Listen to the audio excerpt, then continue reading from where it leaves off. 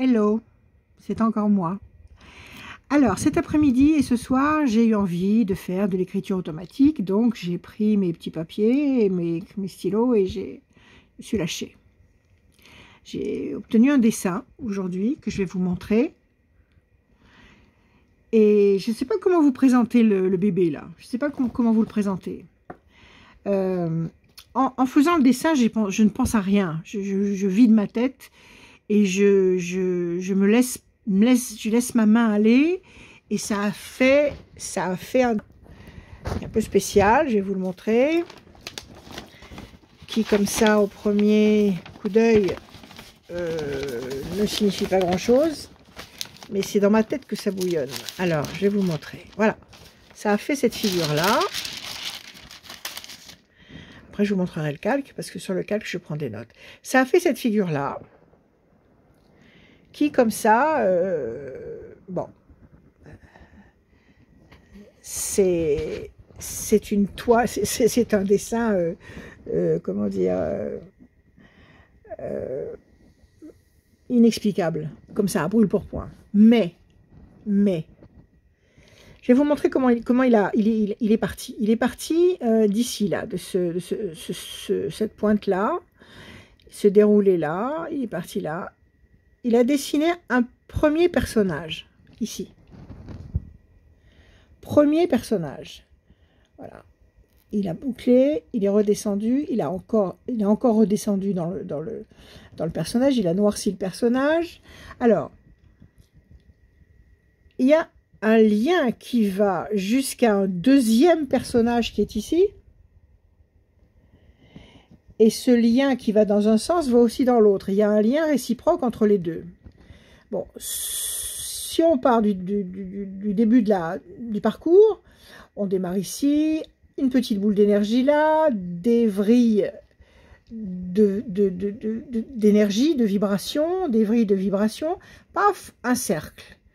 On continue toujours ces vrilles de vibration, on remonte là-haut, encore un cercle. On redescend, tout ça les yeux quasiment fermés, hein, et sans contrôler du tout mon stylo.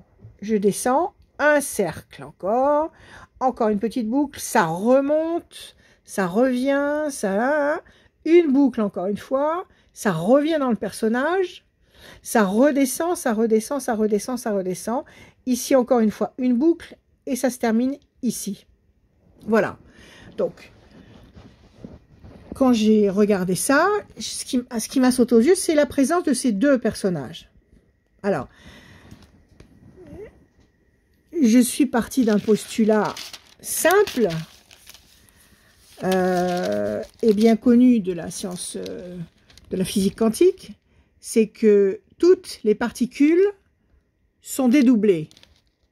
Dans l'univers, toutes les particules sont dédoublées. Ici, on a deux présences ou deux particules, d'accord? Et là, je me suis souvenu de conférences que j'avais suivies avec passion d'un très grand monsieur qui s'appelle Jean-Pierre Garnier-Mallet et qui donne sur YouTube des tas et des tas de cours de physique quantique et qui sont passionnantes et qui parlent du double quantique, qui parle, comment dire, du dédoublement du temps. Il a développé la théorie du dédoublement du temps.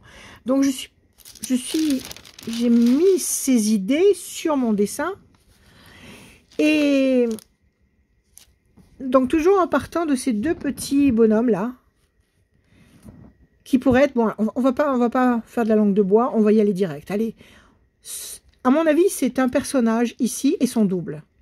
Un personnage ici et son double quantique, qui sont étroitement liés, d'accord? Ce cercle-là, moi je le vois comme le bord d'un trou noir.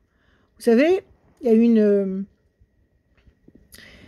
y a une théorie de Stephen Hawking qui explique, c'est très compliqué à expliquer, j'ai à peu près compris, mais bon, je vais essayer de vous le transmettre. Une théorie de Stephen Hawking qui raconte que deux particules identiques se retrouvent au bord d'un trou noir, ici. Il y en a une qui reste à l'extérieur, on l'appelle la particule célibataire, et l'autre qui entre dans le trou noir. Le temps n'est pas le même. Le temps à l'extérieur du trou noir, au bord de cette entrée-là, c'est un temps que nous connaissons ici sur Terre, et le temps qui se trouve à l'intérieur du trou noir n'est pas du tout le même, c'est-à-dire qu'il peut se passer beaucoup plus de choses dans cet espace-temps qu'il ne peut se passer dans notre espace-temps à nous. C'est-à-dire que nous sommes étroitement liés à notre double quantique. Notre double quantique peut faire des expérimentations dans un espace-temps qui n'est pas le même que le nôtre et qui peut avoir des futurs potentiels et des expériences et des informations à nous donner et à nous transmettre à nous qui sommes à l'extérieur. Nous sommes toujours en contact. Alors, j'ai pensé que ces cercles-là, c'était éventuellement bon, peut-être des mouvements planétaires, mais aussi peut-être des futurs potentiels.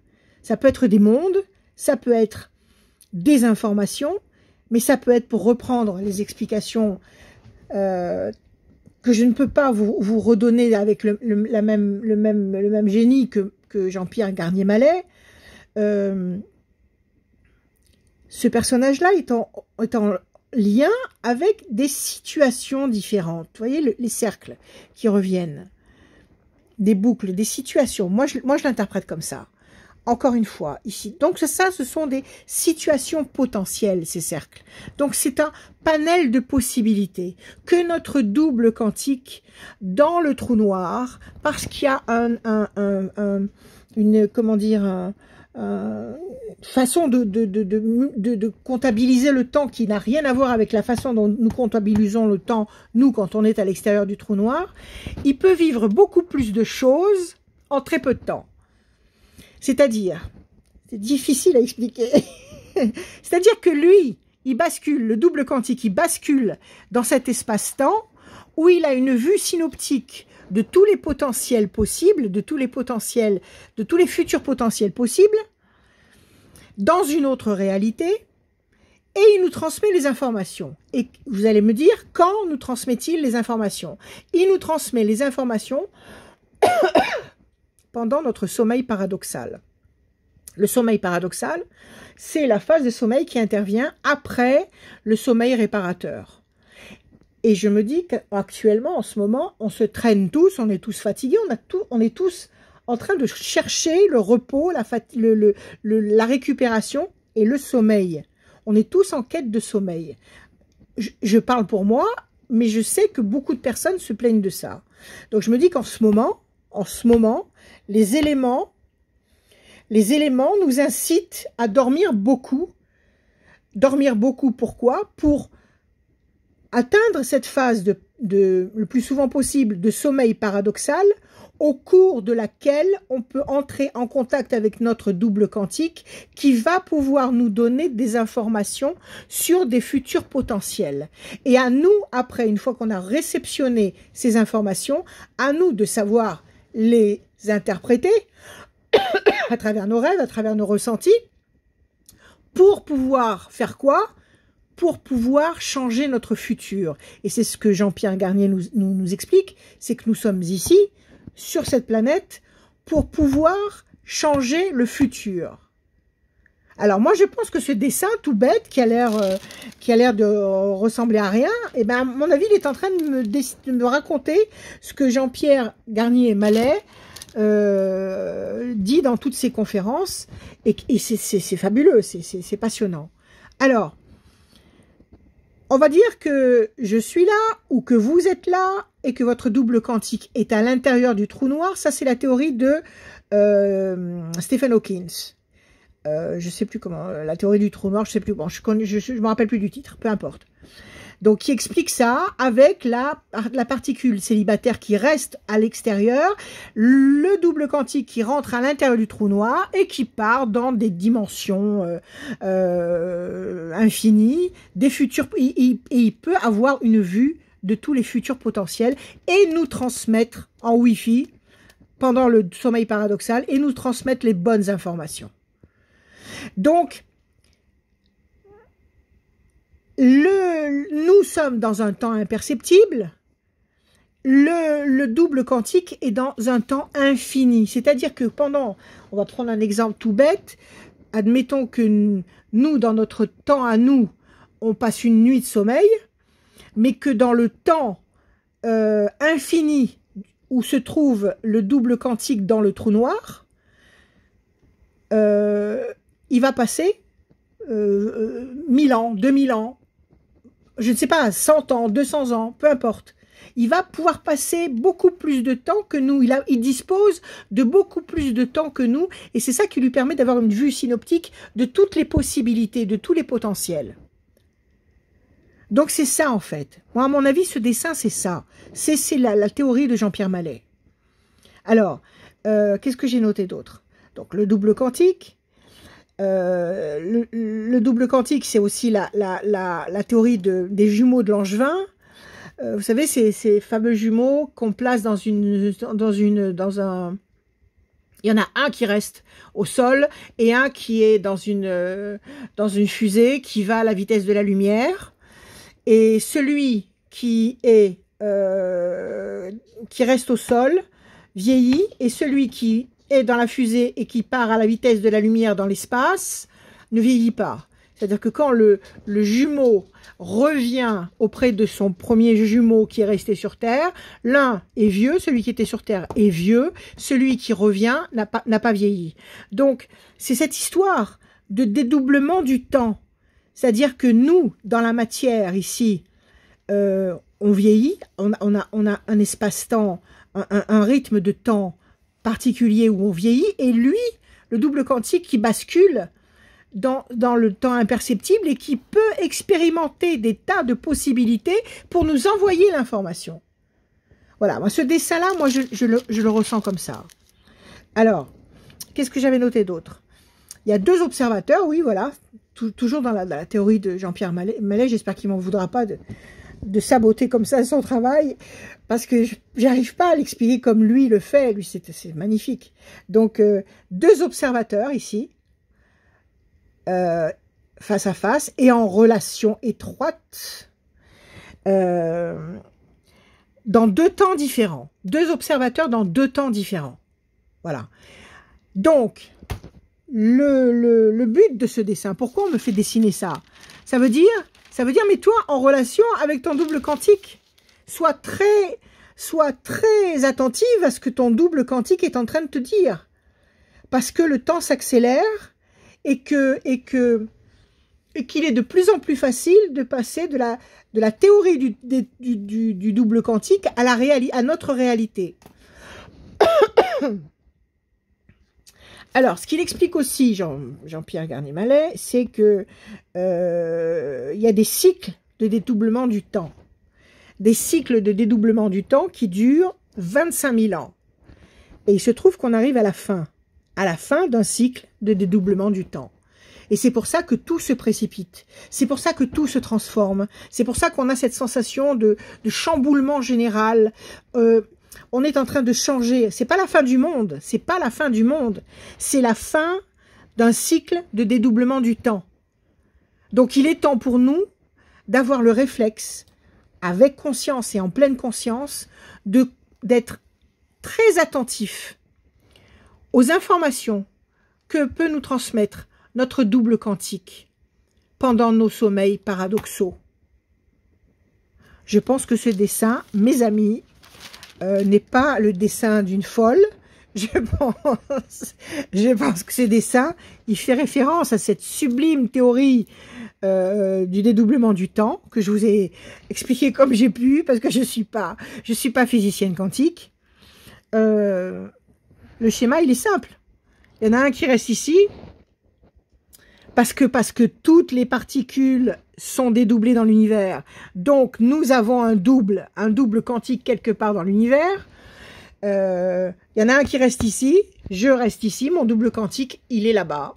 Il est là-bas, je ne sais pas où, dans un espace-temps différent, avec avec la possibilité d'avoir un temps infini, c'est-à-dire qu'il dispose de beaucoup plus de temps que moi, mais il va pouvoir m'envoyer des informations dans le temps ici, qui est restreint.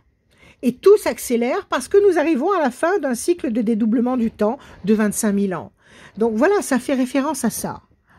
Et cette théorie de Jean-Pierre Mallet, qui est fabuleuse, elle explique la voyance, elle explique les prémonitions, elle explique pourquoi il est possible d'avoir des visions comme les voyants, tous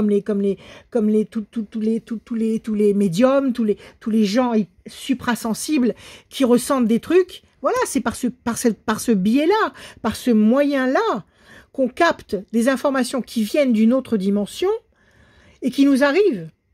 Alors, je pense que nous sommes dans ce schéma,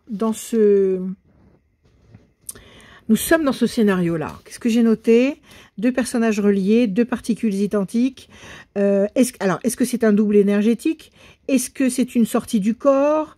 Le double qui descend dans le trou noir, il puisait des informations dans un espace-temps beaucoup plus rapide qui lui permet d'envoyer des infos à sa particule célibataire restée au bord du trou noir. Voilà.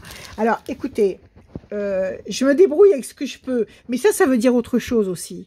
Ça veut dire que moi qui suis inculte en physique quantique, ça me passionne, j'écoute avec avidité les conférences de Jean-Pierre Garnier-Mallet, mais je suis incapable de faire de la physique quantique et de développer un quelconque théorème, que ce soit celui d'Einstein, qui dit que l'énergie c'est de la matière,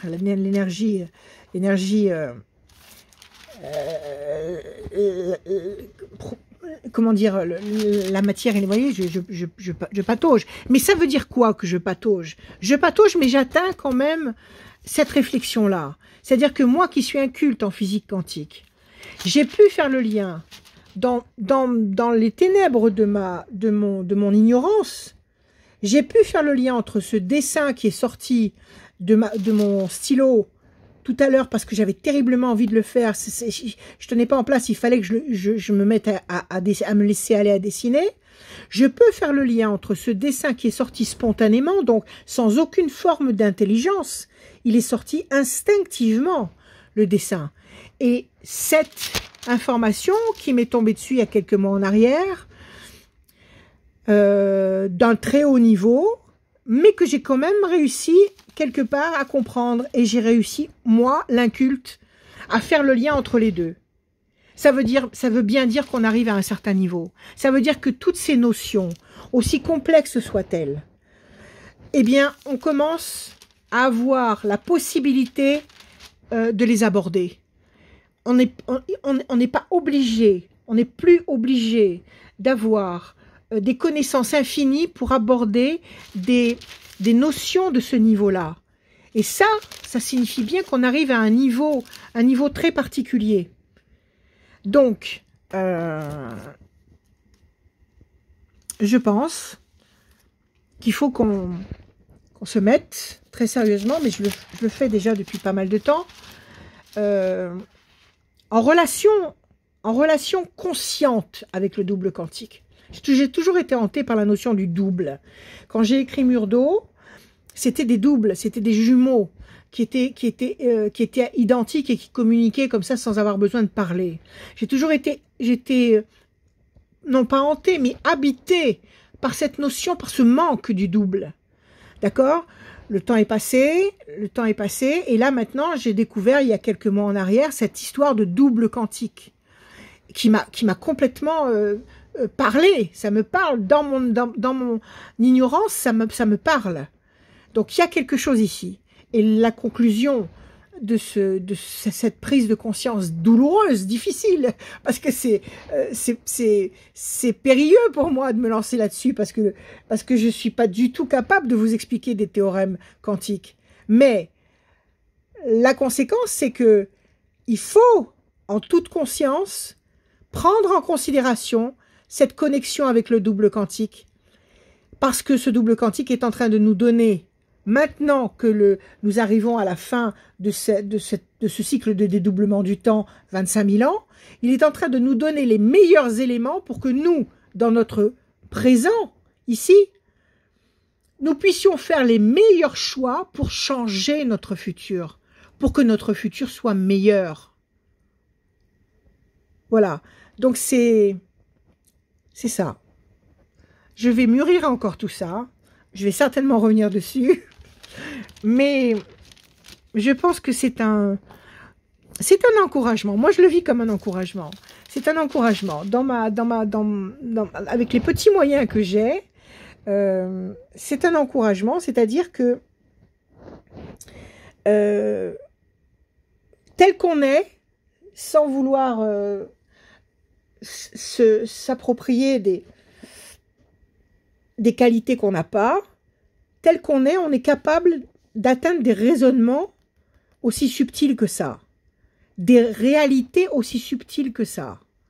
Nous sommes capables de comprendre que pendant notre sommeil paradoxal, notre double quantique dans une autre dimension voit tous les potentiels de futur possibles et nous transmet les bonnes informations pour que nous choisissions dans notre réalité d'aller dans la bonne direction. Voilà. Et je pense que ce petit dessin, qui est-ce qu'il est, peu importe, avec ces boucles qui reviennent, et puis ces vrilles d'énergie, ces vibrations. Tous mes dessins sont faits de vibrations comme ça. Et tout est vibration, n'est-ce pas, Tesla? Donc, tout ça, ça nous raconte quelque chose. Alors, je suis en train de travailler là-dessus. Pardonnez-moi de m'attaquer à un sujet aussi énorme, mais ça vient tout seul dans ma tête. Et si je m'en tiens à tout ce qui est à peu près expliqué ici, il faut que je prenne en considération. Il faut que je prenne en considération toutes ces informations qui viennent à moi. Donc tout à l'heure, quand je vais dormir, je vais parler à mon double quantique, comme je le fais tous les soirs d'ailleurs, en lui disant que j'attends ces informations et que j'espère qu'il va me transmettre la bonne feuille de route, les bons conseils pour que la route soit la meilleure possible. D'accord? Alors, il avait abordé aussi le principe d'Eisenberg. Oui, c'est ça, c'est ce qui explique là. Bon, alors c'est autre chose, bon, on reviendra là-dessus après. Il faudra que je réécoute Monsieur Mallet. Il faut que je réécoute Monsieur Garnier-Mallet. Mais instinctivement, voilà ce que j'ai sorti cet après-midi et que je vous explique. C'est pas de la, comment dire, je veux pas être,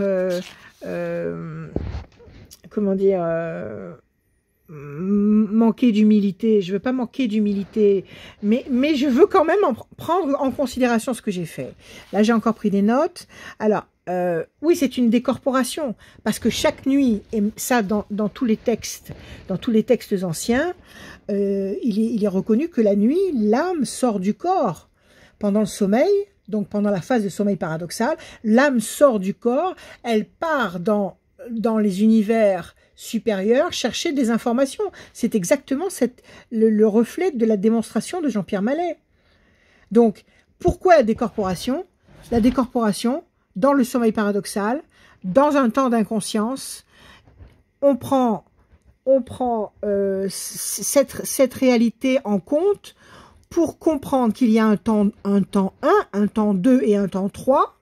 Le temps 1, c'est là où nous situons sur Terre, avec notre rythme de temps humain. Le temps 2, c'est le double quantique qui se trouve dans une autre dimension, beaucoup plus vaste, beaucoup plus, comment dire, il peut se passer des années dans son temps à lui, et nous, on le sent pas. On ressent pas cette différence. Mais on reçoit l'information pour que dans le temps 3, le futur, on puisse améliorer le futur. Voilà, le théorème, pense à faire à autrui ce qu'autrui pense à te faire. Ça veut dire que l'énergie suit la pensée, Einstein, l'énergie suit la pensée. Si on pense des saloperies, on projette des saloperies. Si on pense des choses haineuses, à de la méchanceté, si on pense à la mort, si on est conditionné toute la journée par des émissions de télé ou par des informations à la télé qui nous conditionnent à être complètement démoralisés, à voir la fin du monde partout, à être complètement éteint, eh bien cette énergie-là, on va la projeter dans le futur et on va créer un futur qui ressemblera à ça. Voilà ce que ça veut dire. Théorème, voilà, donc il faut penser proprement comme on aimerait que les gens pensent pour nous. C'est-à-dire qu'il faut penser pour les autres parce que tous ces futurs potentiels qui viennent dans nos pensées, tous ces futurs, toutes ces idées qui sont des créations de futurs potentiels, si nous ne nous en servons pas parce que nous ignorons, parce que nous faisons l'impasse sur les informations qui nous sont données par le double quantique, parce qu'on ne veut pas reconnaître que c'est possible, eh bien, quelqu'un d'autre, ces informations-là, elles iront toucher quelqu'un d'autre et quelqu'un d'autre pourra capter ces messages que le double quantique essaie de nous envoyer dans notre dimension. Mais si nous avons des messages toxiques, quelqu'un d'autre peut les recevoir, les messages toxiques. Donc, c'est pour ça qu'on revient sur cette formule-là, pense à faire à autrui ce qu'autrui pense à te faire, c'est-à-dire pense proprement, pense dans la lumière, pense dans l'amour, pour que tout ce qui puisse être produit par nos pensées, toutes les énergies qui sont produites par nos pensées, se concrétisent dans la matière avec des beaux éléments, avec des éléments de vie, avec des éléments d'amour. Voilà ce que ça veut dire. Bon, eh bien écoutez, ça signifie aussi qu'on peut vivre dans 2 temps à la fois. On peut vivre dans 2 temps à la fois. On peut vivre ici sur notre planète avec le rythme de temps qu'on connaît, et on peut vivre à travers notre double quantique dans un autre temps différent où lui, il a une vue synoptique, comme je l'ai dit tout à l'heure, de tous les éléments possibles. Et après, on choisit le meilleur. Et nous sommes venus sur Terre pour arranger le futur. Alors, en toute humilité, je pense que le dessin qu'on m'a fait faire tout à l'heure, eh ben, ça raconte un peu tout ça. Alors, je vais un peu réviser tous ces concepts. Je vais essayer de me familiariser avec tout ça pour en parler avec plus de facilité. Mais ces 2 présences-là, ces 2 particules identiques, ces 2 particules-là, c'est nous, ici dans la matière, et le double quantique là-haut, qui nous transmet pendant le sommeil paradoxal les informations qu'il faut pour que nous puissions changer les mauvais potentiels du futur. Voilà ce que je pense. J'espère que c'était pas trop cafouilleux. Je vous embrasse, je vous remercie. Dites-moi ce que vous en pensez. Et si vous faites de la physique quantique, vos conseils seront les bienvenus. Si vous avez du temps à perdre avec moi. Et je continue mes recherches à mon niveau. Et en tous les cas, ça me passionne et je ne m'en lasse pas. Je vous embrasse et je vous aime. Merci de m'avoir écouté. À bientôt.